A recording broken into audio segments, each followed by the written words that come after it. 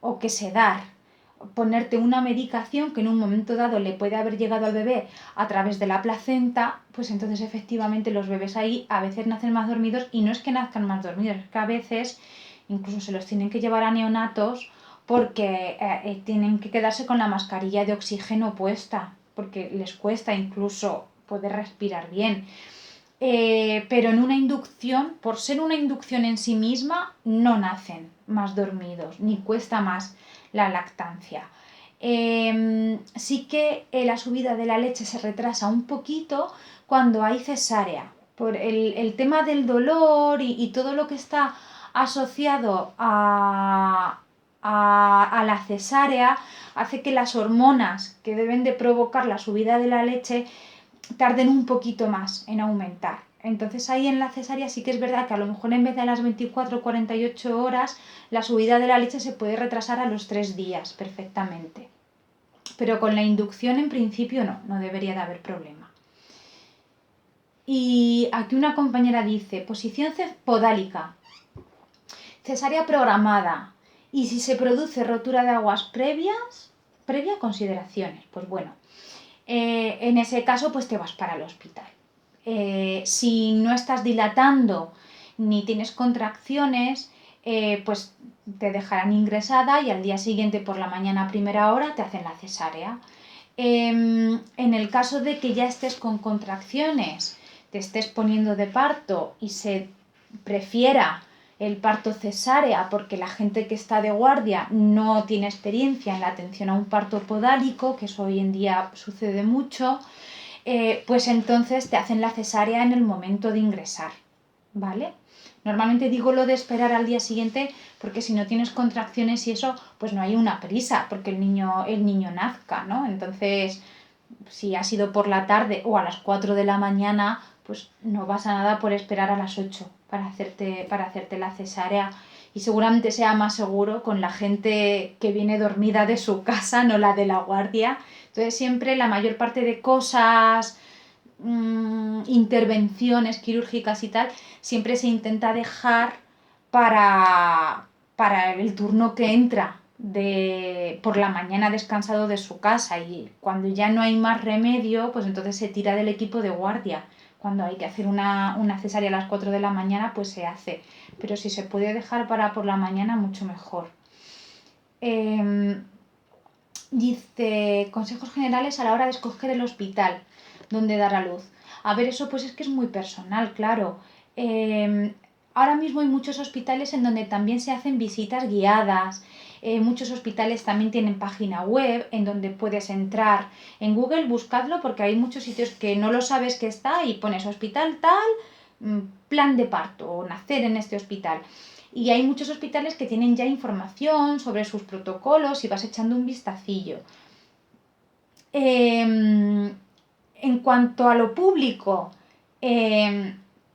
a ver, los hospitales públicos se parecen bastante entre sí. Es verdad que hay algunos hospitales, sobre todo está la diferencia en el intervencionismo, ¿no? Pues hay hospitales que sí que es verdad que son más pro actuar, y otros que suelen dejar más al cuerpo de la mujer, ¿no? Entonces, esto sucede más sobre todo en hospitales muy grandes con mucha carga asistencial, se tiende a inducir más, se tiende a romper más la bolsa de manera artificial, poner oxitocina sintética, pero tampoco tiene por qué. Sobre todo es importante que vosotras hagáis un plan de parto y que, aunque no hagáis el plan de parto, pero que llevéis las cosas pensadas, y que ellos os tienen que explicar todo lo que os vayan a hacer, y si hay algo que no os encaja o que no entendéis por qué lo están haciendo, os lo tienen que explicar.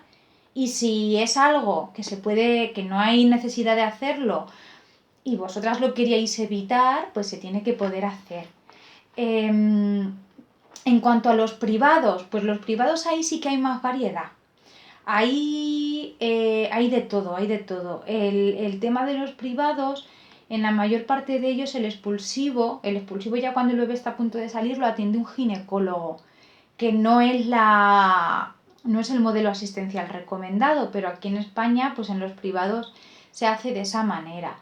Entonces los hospitales privados pues es verdad que suelen tener también más tasa de inducciones, más tasa de cesáreas. Hay también, se hizo hace poco un estudio, que luego os lo paso si queréis, que dice la tasa de cesáreas de cada hospital o de la mayor parte de hospitales a nivel nacional, incluso privados y públicos. Pues la tasa de cesárea es un reflejo muy importante de cómo se atienden los partos en ese hospital, ¿no? Pues cuando ves tú una tasa de cesáreas del 50%, no es normal que el 50% de las mujeres que van a dar a luz a ese sitio no sean capaces de dar a luz.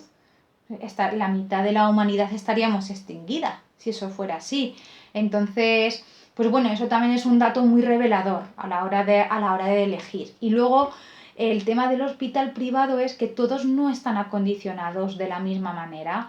Pues hay unos que tienen UCIs neonatales más o menos equipadas, hay algunos que a lo mejor tienen una matrona para 4 mujeres, otros que la matrona del paritorio también lleva a las mujeres que están de inducción en la planta, otros que no, que tienen más matronas y que prácticamente hay una matrona para 1 o 2 mujeres. Eso ya sí que lo tenéis que preguntar si es hospital privado, ¿vale? En lo público siempre se intenta que sea una matrona para 1 o 2 mujeres máximo, ¿vale? Siempre se intenta. Hay días malos en donde de pronto todas os ponéis de acuerdo para dar a luz y que se satura y de pronto no hay sitio, pero bueno, eso es algo anecdótico, ¿vale? No suele suceder. Pero en el privado pues sí que es verdad que hay algunos sitios en donde hay poco personal.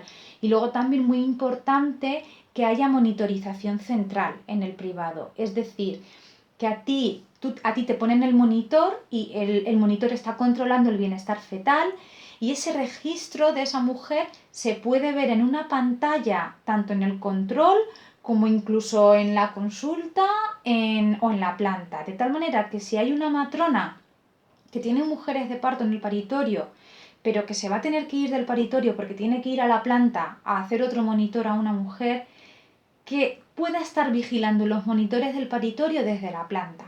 A eso me refiero, ¿vale? Pasa en algunos privados que sucede esto y muchas veces pues la matrona se sube a la planta porque tiene que subirse y deja los monitores sin vigilancia. Eso, pues bueno, es algo bastante deficiente, pero no suele ser así, pero los hay que son así. Entonces, yo mi recomendación es que preguntéis en el hospital en donde vayáis a dar a luz, que consultéis cuáles son los protocolos más habituales, si hay monitorización central, cuántas mujeres suele llevar cada matrona, todo esto, ¿vale? Luego dice, y luego depende también de lo que hayáis pensado para el parto. A ver, hay sitios, hay ciudades en donde hay un hospital y ya. Entonces, pues, chica, ¿qué se le va a hacer? Pues es ese hospital. Sea como sea, tiene que ser ese. En Madrid, por ejemplo, que hay tantísima variedad, pues si tú, por ejemplo, tienes el parto soñado de meterme en una bañera de agua caliente y dar a luz en el agua, pues entonces obviamente elige un hospital donde tengan esa opción, que no existen todos. O bueno, a mí lo del agua me importa menos, pero quiero un parto de baja intervención. En Madrid, en la mayor parte de hospitales, además, se hacen visitas guiadas a las embarazadas. Pues os vais de visita guiada para que os expliquen, para que os enseñen los paritorios, que os cuenten cómo es el servicio de neonatos, la formación que tienen los profesionales en lactancia materna, y tú ya en función de eso dices, vale, pues yo primo, para mí lo más importante es esto, y para otra lo más importante es lo otro, pues ahí podrá elegir. Me refiero a ciudades en donde hay más opciones de servicios. Luego otra compañera dice, estoy embarazada de 33 más 6. Estaba la semana pasada ingresada por fisura en la bolsa. Yo no noto que tenga pérdidas de líquido. Me han comentado que en la semana 37 me provocan el parto. Si me provocan el parto me dirán días antes si está colocado para que me pongan la oxitocina y empiece a dilatar, o me dirán si es cesárea. A ver, es una pregunta rara. Es una pregunta rara. Lo primero, que si estás pensando que el niño no está bien colocado, es porque no está bien colocado en este momento. Si es así, pues efectivamente te tienen que mirar antes para ver si está colocado de cabeza o no, y si no está colocado de cabeza te dan una cesárea. Luego, es que entiendo regular la pregunta, porque no sé, he estado ingresada la semana pasada por fisura en la bolsa, pero te han dado el alta.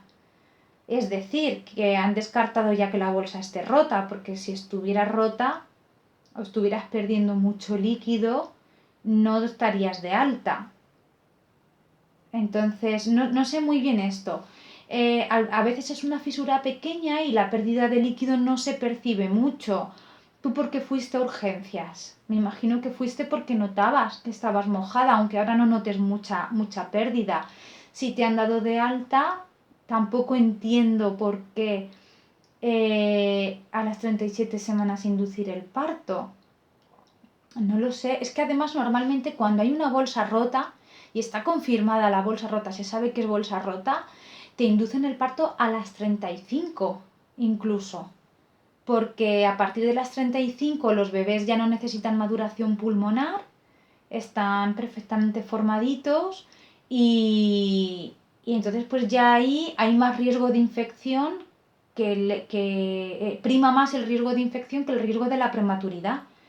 Entonces, no lo sé, me parece una... No sé si a lo mejor está mal formulada. A ver, no sé si está conectada la persona que hizo esta pregunta. Si no, pues luego cuando vea el directo, que nos resuelva un poco la duda de a qué se refiere exactamente, porque no termino de entenderlo bien del todo. Estoy viendo, chicas, que no tengo el cargador del ordenador. Voy a por él un momento, ¿vale?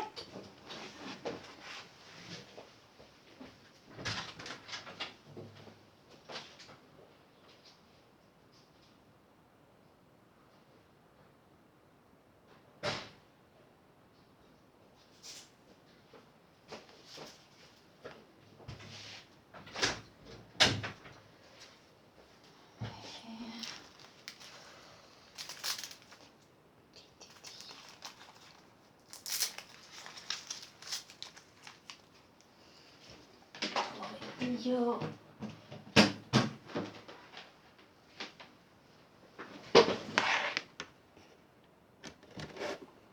Ahora. Vale. Imagino que no está conectada, que no ha podido conectarse, porque si no, no nos resolvería la duda ahora mismo. En principio, hombre, si es una inducción y el bebé está colocadito de cabeza, lo que te van a recomendar es la oxitocina o incluso previamente las prostaglandinas, depende de cómo esté el cuello, ¿vale? Lo mismo que hemos explicado antes. Dice, usos del relactador y cuándo lo recomendáis.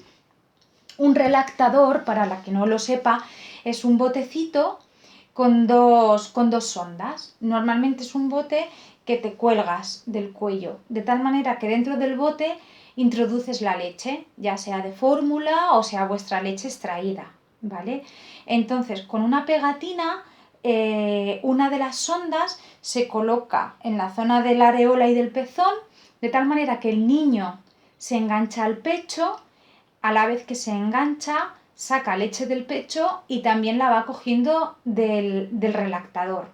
¿Eso cuando se usa? Pues a ver, en el caso de que creáis que estáis necesitando un relactador, es importante que haya un profesional que os ayude y que esté con vosotras y que os explique por qué usarlo y que os enseñe a utilizarlo, ¿vale?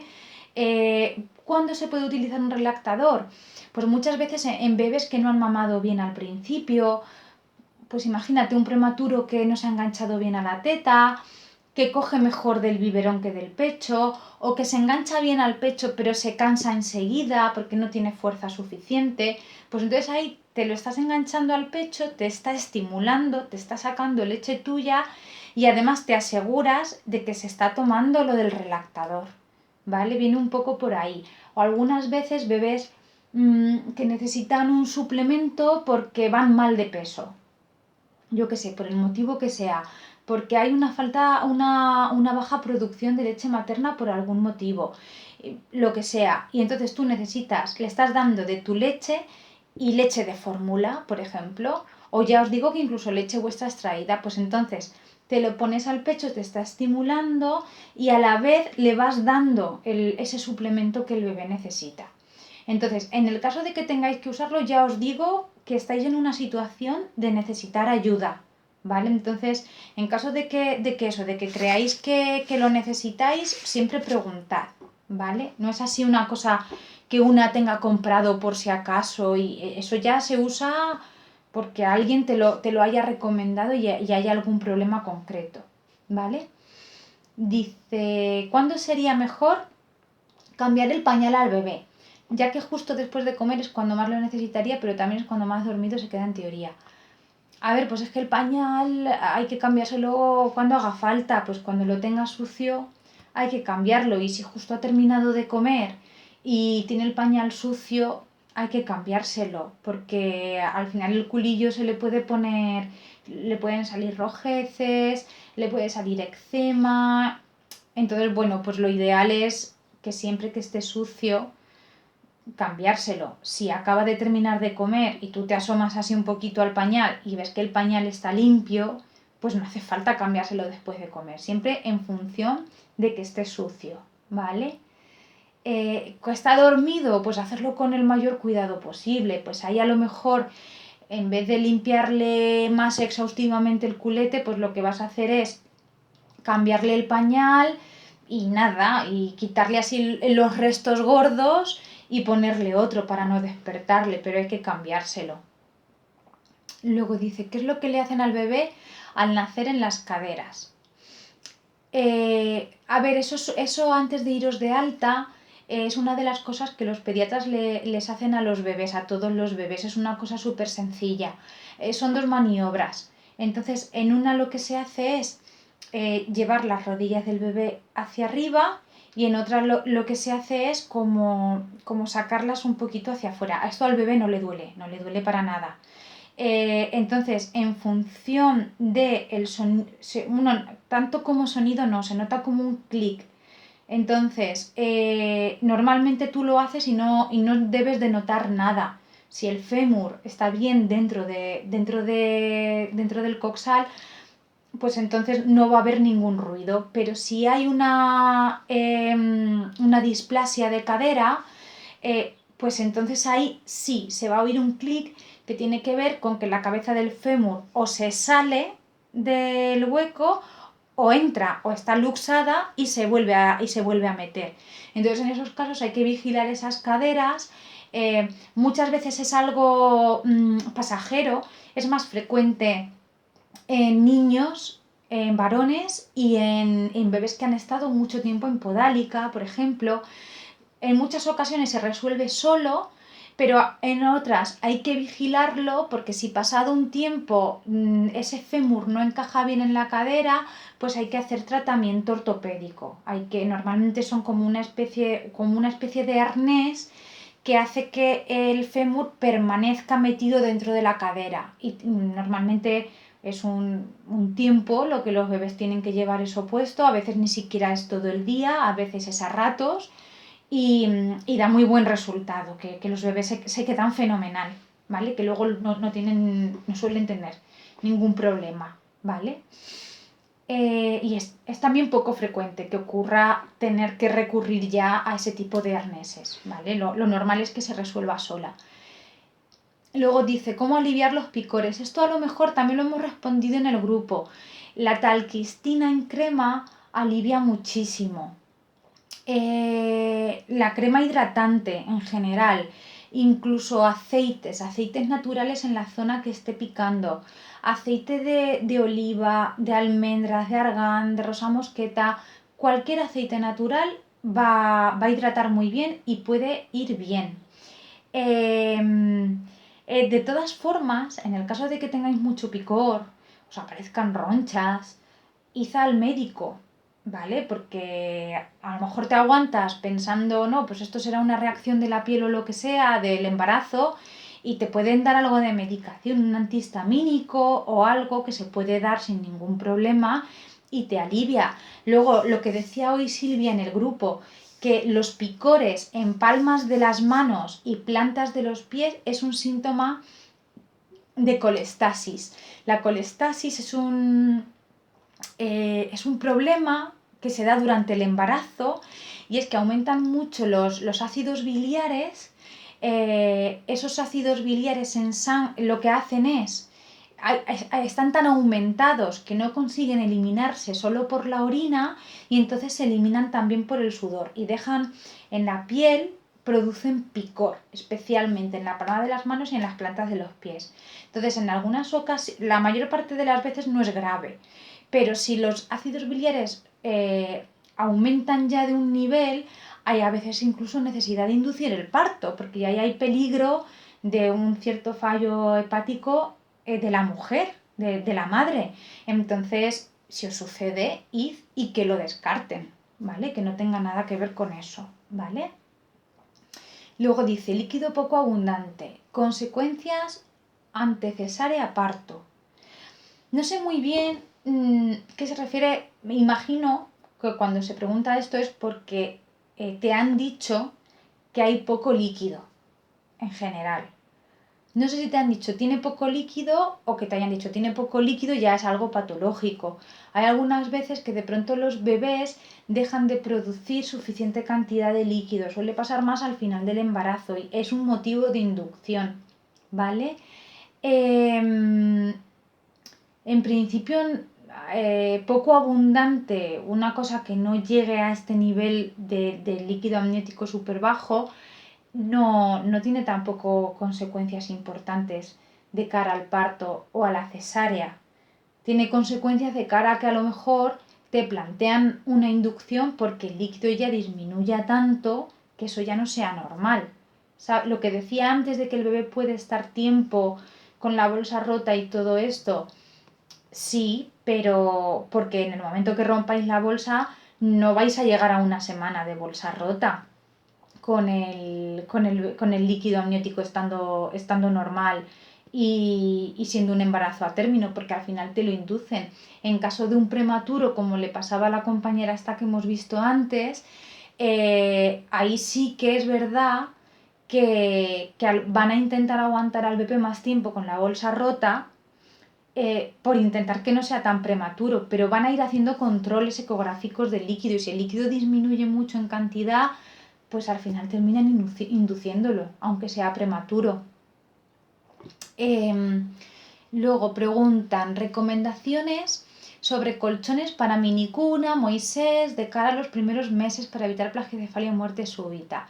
Sí, es un mundo eso. Además que en las tiendas os van a querer vender todo como si fuera imprescindible. Y si no se lo compras, eres mala madre, mal padre y es que no estás comprando lo mejor para tu hijo. La mayor parte de las cosas no sirven para nada, más que para luego venderlas por Wallapop, si acaso. Entonces, el colchón de un bebé tiene que ser firme, ¿vale? No blandengue, bastante firme, como de unos 10 centímetros de ancho y que no haya distancia entre el colchón y los barrotes, ¿vale? Que se quede perfecto, ¿vale? ¿Qué más? No hace falta que lleve liso, plano, no hace falta que lleve nada para el tema de la plagiocefalia, ni cojines de plagiocefalia. La plagiocefalia se debe de prevenir de otras maneras. La plagiocefalia, para las que no lo sepáis, es cuando la cabeza se aplana de un lado, normalmente pues porque el bebé pasa mucho tiempo boca arriba y entonces la cabecita se aplana de aquí. ¿Cuáles son las recomendaciones para prevenir la plagiocefalia? Aunque el bebé esté tumbado boca arriba, girarle la cabecita de un lado y del otro e ir cambiándole. Luego ellos suelen tener preferencia por un lado o por otro, pero bueno, vosotras siempre intentad, pues unas veces está mirando para acá, ahora le voy a girar la cabecita del otro lado. El porteo. El porteo son ratos que el bebé no va a estar tumbado de ninguna manera.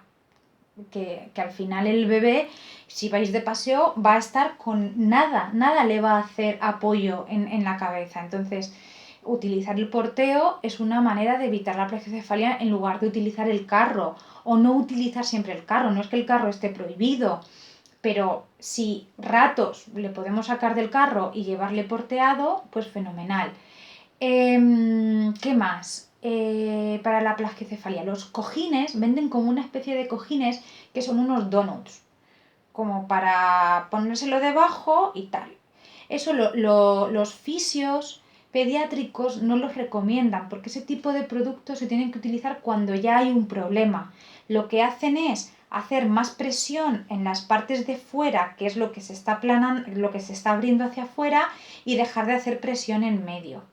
Pero si es una cabecita perfectamente normal, que está creciendo con normalidad, no se está deformando exageradamente, no hace falta utilizar ninguno de estos cojines. Incluso nosotras siempre en la cuna os decimos que en la cuna no haya nada, ni peluches, ni nada, nada, que esté todo lo más libre posible porque es una de las cosas que se relacionan con el síndrome de muerte súbita. La muerte súbita es un problema que sucede los primeros 6 meses de vida del bebé, es una parada cardiorrespiratoria sin una causa justificada, no se sabe muy bien qué ha pasado. Entonces, ¿con qué se relaciona? Con el ambiente poco seguro durante el sueño, es decir, utilizar colchones muy blandos, poner al bebé almohadas, poner peluches, cosas que en un momento dado se le pueden quedar muy pegaditas a la cara, el hecho de ponerle alfileres imperdibles, botones que se le puedan caer, ¿vale?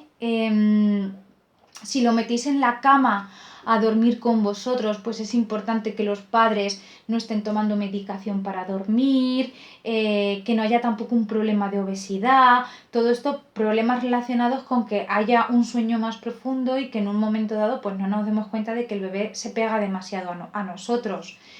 Eso en cuanto al colchón para el síndrome de muerte súbita. También el abrigo. Abrigarlos en exceso se relaciona con el síndrome de muerte súbita. Nos pasamos abrigándoles. Ya os decía antes que siempre tocarle el pecho y la espalda. Nunca las manos y los pies porque los van a tener fríos sí o sí. Siempre. Por mucha manta y por muchas sábanas que le pongáis. Entonces, si tú estás durmiendo a gusto solo con una sábana, pues nada más que una sabanita para el bebé. ¿Vale? Sujetadores de lactancia. Están muy bien los de Medela. Los de la marca Medela dan muy buen resultado. Y luego también hay camisetas de lactancia, que son como camisetas un poquito más ajustadas, que te sujetan el pecho y que son compatibles para dar el pecho sin incomodidad. Ya os digo que es que luego en esto también lo que os decía es un mundo, que hay algunas veces que hay mujeres que el sujetador de Medela le va mal porque le aprieta demasiado, porque la talla no le va bien o lo que sea, y se compra uno del H&M y le va estupendamente. Entonces que tampoco es una cosa que digas tiene que ser así. Pues bueno, pues un sujetador que tú te lo pongas y que vayas cómoda. Normalmente a lo largo del embarazo el pecho aumenta de tamaño, al final del embarazo más todavía. Entonces ahí ya podéis ir probando algún sujetador de estos a ver cómo vais de cómodas.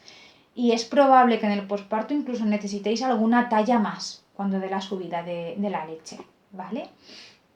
Entonces está bien que tengáis comprados un par de una talla, de vuestra talla al final del embarazo, y otro par de una talla o dos más, por si acaso, ¿vale?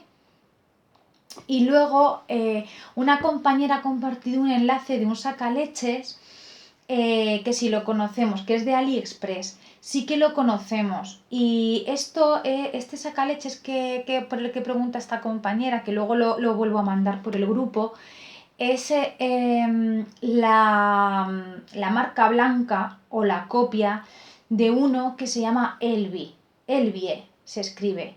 Es uno de manos libres, que te lo colocas dentro del sujetador, le das al botón y va sacando leche. El problema es que el Elvie es carísimo. El Elvie pues te pones en los 300, 400 euros perfectamente. Es verdad que es muy bueno, que la potencia de succión es bastante potente. Entonces, pues bueno, es verdad que es un precio que muchas mujeres dicen, joder, que no me quiero gastar ese dinero en un sacaleches que no sé si voy a utilizar. Entonces, pues muchas veces os recomendamos este tipo de sacaleches, este de AliExpress, por ejemplo, está bien para que probéis a ver si os va bien y no resulta tan caro. Sí es importante en este tipo de sacaleches comprar adaptadores. Son como unos adaptadores, que ahora os lo paso también, que se lo pones a la boquilla, por si acaso es demasiado grande, poder ajustarlo al pezón, ¿vale? Porque si no os podéis hacer daño. Si la boquilla queda demasiado grande, que suele ser así, necesitáis colocarle otra para que quede más pequeñita y así no os hagáis daño, ¿vale? Ahora paso los enlaces por el grupo. Y dice, ¿cuándo entregar el plan de parto en el hospital? Dice, ¿cómo hacer que te hagan caso? Por ejemplo, en el corte tardío del cordón. A ver, te tienen que hacer caso en todo. No deberías de tener que hacer nada. Se supone que cuando vas al hospital de todo te tienen que informar, te van a decir todo lo que te van a hacer, el motivo, por qué no te están recomendando otra cosa, y si tú no estás de acuerdo, plantearlo de manera que digas, pues mira, es que yo esto no quiero que me lo hagas, y que te expliquen por qué en tu caso concreto es necesario. A ver, en el momento en que tú, por ejemplo, el corte tardío del cordón, a no ser que haya una urgencia y haya que cortarlo rápido para reanimar al bebé, es que en el mismo momento de dar a luz, incluso cuando estás poniéndote de parto con la matrona que esté contigo, tú deberías poder decirle, pues mira, he pensado hacer el pinzamiento tardío del cordón y contacto piel con piel, por ejemplo. Eso es lo que más me importa del parto. En el plan de parto, evidentemente, ponerlo, os recomendamos presentarlo a partir de las 36 semanas, es un buen momento. Presentarlo por el registro del hospital, 2 copias, una para vosotras y otra para el hospital, y la vuestra que os la sellen como justificante de que lo habéis presentado. Entonces, ese plan de parto, tú vas a haber escrito eso en el plan de parto, y en el servicio de paritorio lo van a tener el plan de parto. En el caso de que no se lo hayan leído o no les haya llegado cualquier cosa, tú o tu acompañante, si tú en ese momento no puedes hablar porque estás con el dolor o lo que sea, lo decís, pues mira, es que habíamos presentado un plan de parto y habíamos pensado, de todas formas, el plan de parto no descarta que luego os vayan a estar preguntando todo el rato. Yo estoy todo el rato preguntando a las mujeres, ¿qué habías pensado con esto? ¿Qué hacemos? ¿Te apetece que hagamos esto? ¿Te apetece que hagamos lo otro? Porque luego muchas veces cambias de idea en el momento. Entonces, vale, sí, yo tengo un plan de parto, tengo más o menos tus expectativas, pero no voy a dejar de preguntarte si estás de acuerdo con que hagamos esto, con que hagamos lo otro. En el plan de parto me decías que hiciéramos esto y a lo mejor ahora no te apetece que lo hagamos. Entonces, pues bueno, siempre esa comunicación con los profesionales tiene que existir, ¿vale? Y si vosotras veis que os explica un poco, es verdad que hay algunas veces que no quieres explicar mucho porque hay gente que se agobia con la información y hay mucha gente que es en plan,